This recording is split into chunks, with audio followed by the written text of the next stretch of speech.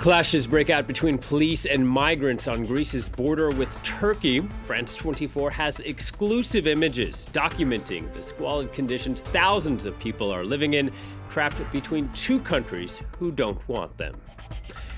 Coronavirus cases top 100,000 worldwide, disrupting daily life for millions of people in 90 countries. France taking the decision to shut schools and nurseries in its worst affected regions. Meanwhile, the U.S. detects 21 cases on board a cruise ship. Experts say the vessel became a breeding ground for the deadly disease. Officials hoping a new $8 billion measure will speed up testing across the country.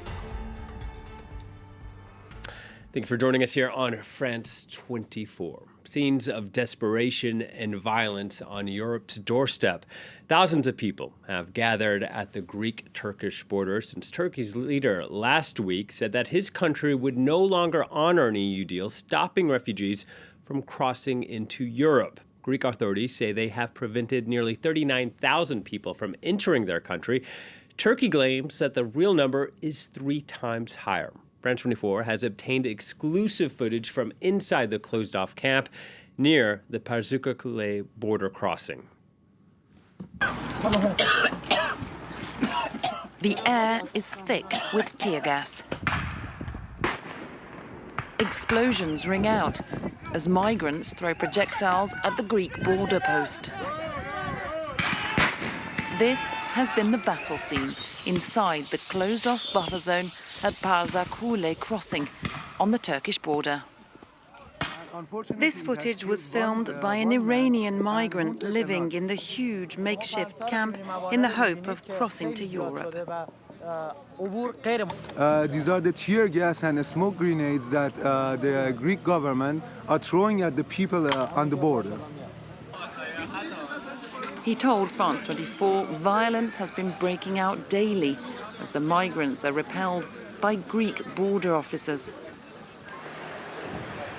The Turkish police have mounted a security perimeter at the entrance to the camp here of Pazucale, banning journalists from reporting inside.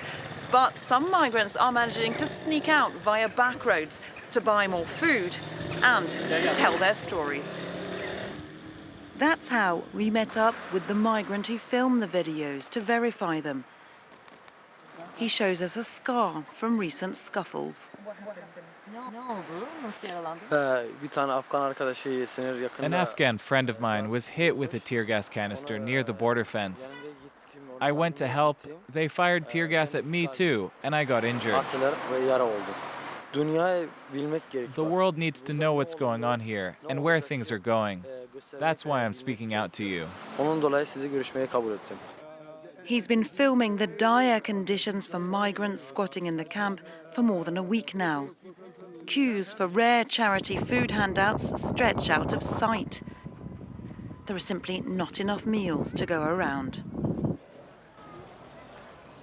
The migrants sleep under improvised shelters in the litter-strewn forest, all in the hope of being let through the border to a new life in Europe. Please, open the door! Well, the EU's foreign policy chief, Josep Borrell, delivered a blunt message to migrants saying, don't go to the border. Activists like Amnesty International's Louise Carr accused diplomats of inaction. What we're really witnessing at the Greek border is the failure of the European governments to coordinate a humane response to people seeking safety. So people who are seeking protection are being met with tear gas, with bullets, with pushbacks, and this is really unacceptable. There are solutions that can be put in place. European governments can come together and offer concrete solidarity measures to Greece to help them receive these people, respect their dignity, and also to relocate some of these people throughout the European Union. The EU-Turkey deal was flawed from the beginning because Turkey is not a safe country for refugees. They do not have the requisite protection that they need. Many people do not have work permits, and we also have reports of people being returned to Syria. So Turkey not being safe for these people need to to be welcomed to in a place where their rights can be respected, where they can set about rebuilding their lives. These people they've been waiting in limbo for several years now, and it's really time that we need durable solutions to this crisis. We're constantly in these crisis situations, but the European governments can take durable solutions that can help protect these rights of these people. As COVID-19 continues to spread around the world, the number of infected has now topped 100,000. The worst affected countries remain China, the origin of the outbreak, and South Korea. Meanwhile, Iran confirmed 1,000 new cases in 24 hours alone, and Italy is by far the worst hit in Europe. It saw its death toll leap to 197. Here in France, 190 new cases were reported Friday, bringing the total to just over 600. In the Northeast, the worst-hit region, schools and nurseries have been closed for the next 2 weeks. The government, though, is stopping short of declaring a full-on epidemic. Colin Kinneborough has more. A new leap in the spread of coronavirus in France, with the number of confirmed cases jumping by nearly 50% in just 24 hours. The French government maintains, though, that the spread of the disease remains at stage 2, falling short of a full-blown epidemic. The virus is present in parts of the country. It is spreading, but it is not present throughout the country. I reiterate our strategy for stage 2, to do everything we can to slow the virus's spread and to slow the arrival of an epidemic. Echoing President Emmanuel Macron, though, Philippe recognized that France would inevitably move into phase 3 in the coming weeks. That would mean far more restrictive measures, including shutting down schools and public transit, as well as banning almost all public gatherings. For now, such measures will be partially implemented in 2 of France's 101 departments. Philippe announced that dozens of schools in the Haut-Rhin and Oise departments will close for 2 weeks, starting Monday. Visiting an elderly home in Paris earlier Friday, President Macron also urged people to step up voluntary precautions, including limiting visits to the elderly. When this epidemic comes, we will have to find ways of functioning for several weeks with a lot of resilience by protecting the most vulnerable, in particular, our elders. A measure he recognized could be, quote, heartbreaking. The Northeast is France's worst-hit region, with at least 150 of the 600-plus coronavirus cases recorded to date. Meanwhile, the U.S. unveiled its plan to combat the spread of the virus. President Trump signed into law an $8 billion measure. The money will expand testing, including $3 billion set aside toward the research and development of vaccines.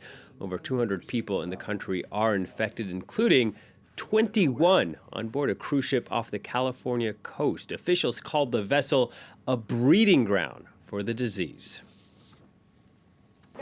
It was meant to be a luxurious trip from Hawaii to San Francisco in California. But for the passengers aboard the Grand Princess cruise ship, their dream holiday has turned into a nightmare after over a dozen members of staff were diagnosed with the coronavirus, as well as a small number of passengers. The outbreak of the disease means the US federal government is looking for the ship to dock in a non-commercial port in California, after which all on board will be quarantined. But let me assure the American public, as we did so with Americans returning from China and those returning from the other cruise ship, we are taking all measures necessary to see to the health of the Americans and those involved on the Grand Princess.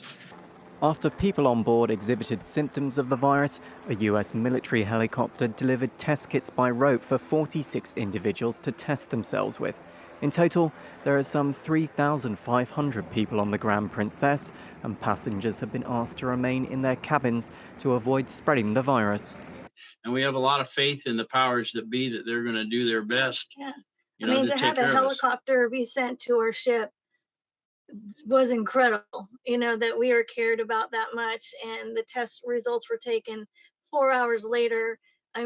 That's just wonderful. The Grand Princess is the second cruise ship owned by operator Carnival Corp to be affected by an outbreak of the coronavirus. The first, Diamond Princess, was quarantined off of Japan in February, with hundreds of passengers ending up infected. The result was a sharp fall in the share prices of cruise ship operators, with some seeing the value of their companies drop by nearly half. And we stay in the U.S. as we take a brief look at some of the day's other news. The revolving door at the White House continues. Congressman Mark Meadows will replace Mick Mulvaney as the U.S. President's Chief of Staff, the fourth since Donald Trump took office in 2017. Trump is under pressure for his handling of the coronavirus outbreak. Once again, Saudi Arabia's de facto ruler, the Crown Prince, appears to have tightened his grip on power. 3 members of the royal family were arrested, including the king's brother, younger brother, Prince Ahmed bin Abdulaziz, and his nephew, Mohammed bin Nayef. The latter, Crown Prince Mohammed bin Salman, had ousted as heir to the throne in 2017. The Islamic State group claimed responsibility for an attack in the Afghan capital that killed at least 32 people and left more than 80 wounded. Gunmen opened fire at a religious ceremony in Kabul. It marked the first major attack in the city since the United States signed a historic peace deal with the Afghan Taliban. Well, Pope Francis has accepted the resignation of the Archbishop of Lyon. Philippe Barbarin has been caught up in a French sex abuse case, convicted of failing to report a pedophilia priest in his diocese. Charlie James has the latest. Exactly 1 year after receiving the initial request, Pope Francis has granted French Cardinal Philippe Barbarin's resignation. For all of us, this resignation comes as no surprise. He announced it and re-announced it. But for all that, we feel that we are living a very important moment in the diocese. A page is being turned.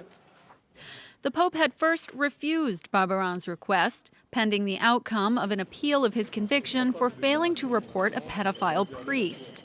Last March, Barbarin was found guilty of not reporting Bernard Prenat, who abused dozens of Boy Scouts in the 1980s and 90s.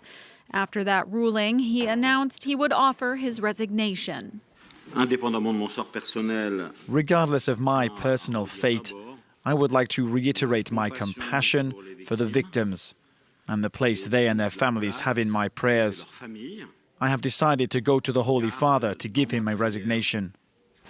Barbarin's conviction was in fact overturned on appeal in January. The judges deemed he isn't criminally liable because the incidents happened too long ago. Still, the cardinal again asked Pope Francis to allow him to resign. Barbarin was twice told of the abuse by Prenat and by one of his victims, but has maintained it wasn't his place to report it. Prenat has been defrocked and is awaiting a March 16th ruling in his sex abuse trial. Now, in many places around the world, taxi drivers are typically male, but that is slowly changing in the Democratic Republic of Congo. 2 years ago, a local businesswoman launched an all-female service. Now she's setting up a new academy to train up to 100 women drivers. Clément Bonnereau reports from Kinshasa. It'd be hard to miss them. These bright pink cars are a startling contrast to the usual taxis found in Kinshasa. Driven exclusively by women, they offer a high-end ride-hailing service in the Congolese capital.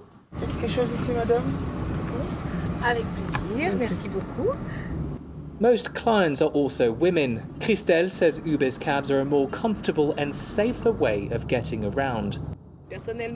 I've always been a bit scared to drive in Kinshasa because it's complicated, but seeing a woman behind the wheel, it really gives you confidence. It makes you realize that you can do it. Yes, we can. Launched 2 years ago, Ubis Cabs aims to make a big impact on the transport sector in DR Congo. The company has set up its own academy to train up to 100 female drivers this year. Ce point-là, nous gardons nos engagements. Faire du client le roi. Most trainees are recent graduates who were previously unemployed. First of all, there was no such thing as female taxi drivers here in the DRC. So when I saw they were hiring women, I thought to myself, well, this could be an opportunity for me. Ubis Cabs is the brainchild of Patricia Nzolantima, a Stanford and Harvard-educated entrepreneur who has high hopes for Congolese women. Ever since I became an entrepreneur, I've always invested in women because I believe in women. I believe that African women will succeed where men have failed. Believe me, put women in positions of power and they'll change the world. For Patricia, the sky's the limit. She now wants to expand internationally and compete with the likes of Lyft and Uber. That's the news for now. Thanks for watching, and please stay tuned to France 24.